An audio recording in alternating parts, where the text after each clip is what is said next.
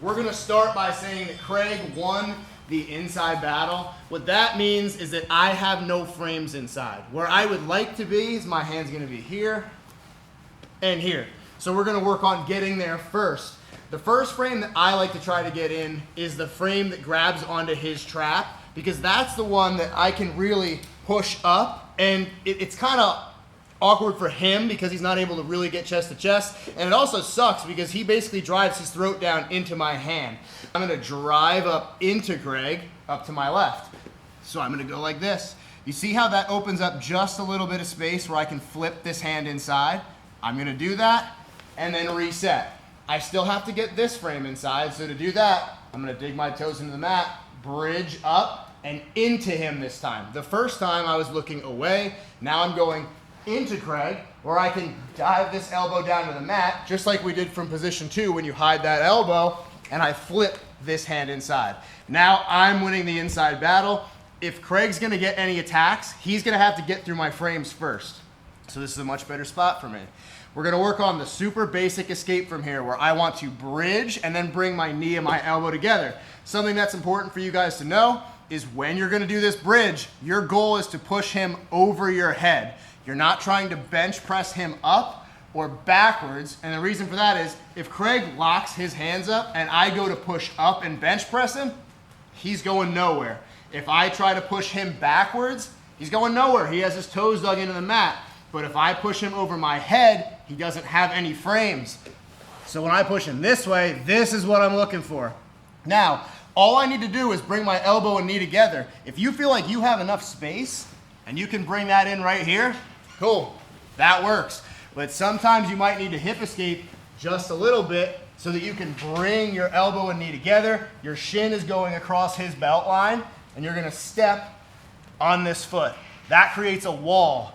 And the last thing we need from here is to get the frames in so that if he drives in, we're okay. You can finish a bunch of different ways from here. I'm gonna lean back, step on his hip, bring my foot up. You can pull him if you want into closed guard, that's fine. If you wanted to, you can go collar sleeve, you can go spider, whatever you like from there. Again, just like that first one that we did from position 2, there's a bunch of finishes you can do. You're out of side control. That's all I really care about. Whatever you're more comfortable with. So we'll go again, and we're starting from that worst case scenario where Craig won the inside battle and I have no frames. And by the way, you can get either frame in first. There's no black and white as to which frame is most important to get. My preference is to get this one in first. I feel like it's a little bit easier, and it's harder for him to really drive pressure in when he has my forearm in his throat. So like I was saying, to get this frame in, I'm going to drive my arm up into Craig and look away from him, which creates just enough space that I can flip this hand inside and grab onto his trap. We reset. Now to get this second one in, I'm gonna bridge into him, dive this elbow down, and flip my hand inside. Something else that I want you guys to focus on with these frames, having them here is not enough. If, like Jamie describes it as chopsticks, if you're just leaving your hands here, not applying any pressure, and Craig drives down, now my arms are trapped. That's doing nothing.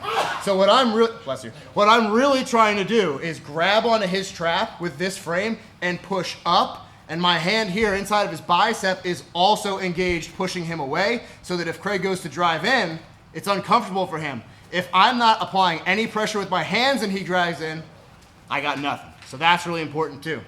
To go for this basic escape, I'm going to bridge and push him over my head. Remember, don't try to bench press him pushing straight up. It's not gonna do anything. Don't try to drive him back towards the back wall because he has his toes dug into the mat, and that's not gonna do you any good either. You're gonna bridge and push him up over your head. If you have to hip escape, that's fine, but you don't need to hip escape really far out. You just need enough space so that you can bring your elbow and your knee together, making that wall just like we would if he was gonna transition from side control to top knee on belly. And I'm gonna step on this foot.